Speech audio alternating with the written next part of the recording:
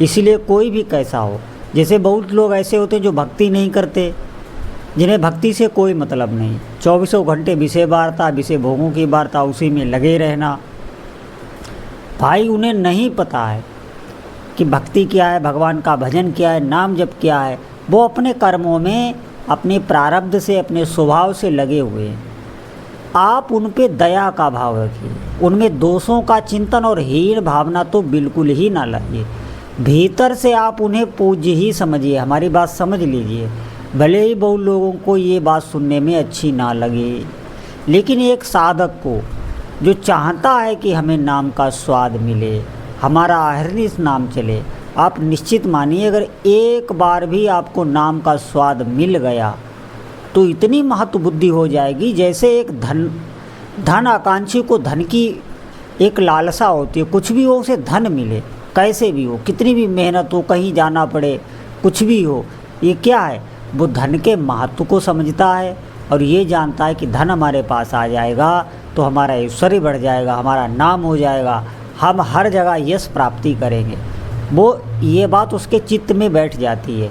इसी प्रकार भगवान के नाम जप की महिमा अगर हमारे चित्त में बैठ गई है, या हमने उसका एक बार स्वाद ले लिया है, तो उसका हमें प्रभाव पता चल गया है, तो अब हम जो भी करेंगे वो ऐसा नहीं करेंगे कि हमारे नाम जप पर उसका प्रभाव पड़े। हम डरेंगे, इस बात से बहुत ज़्यादा डरेंगे। ये एक अच्छे साधक का लक्षण है, क्योंकि वो जानता है हमारे नाम जप पे इसका प्रभाव पड़ जाएगा, हमारा नाम जप रुक जाएगा, क्योंकि वो स्वाद लिए बैठा है।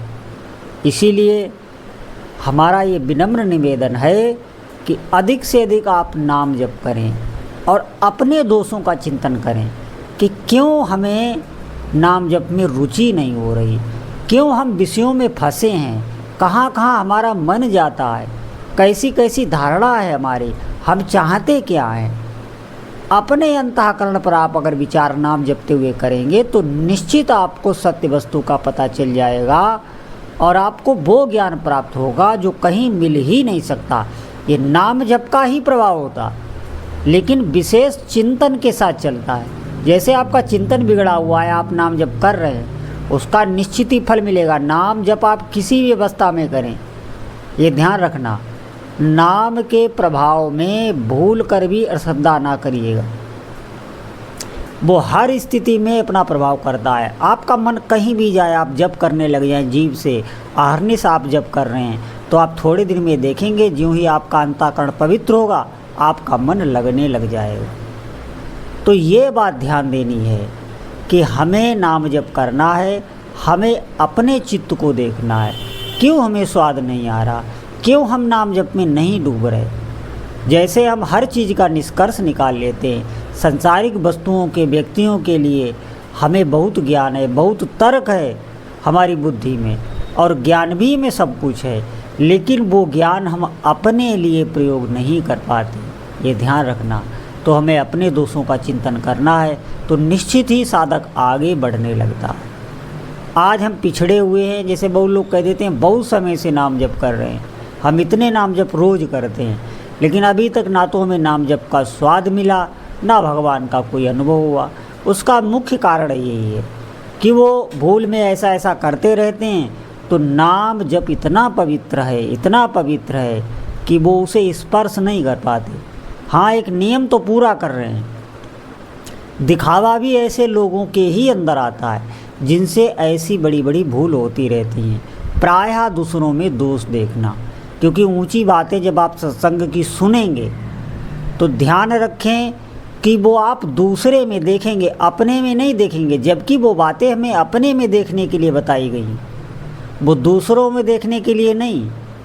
कोई विषयी है, भोगी है, आप निश्चित समझिए, भगवान की लीला समझिए, और ये भी समझिए कि ये भी भगवान की तरफ ही बढ़ रहा है।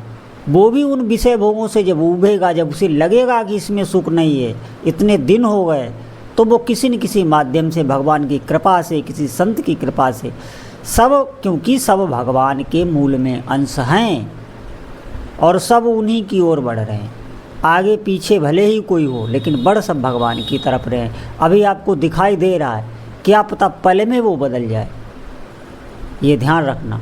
तो हमारी दृष्टि में सब साधक ही हैं। एक अच्छे साधक को यही सोचना चाहिए, उसकी दृष्टि में सब साधक ही हैं और सब अच्छे साधक हैं।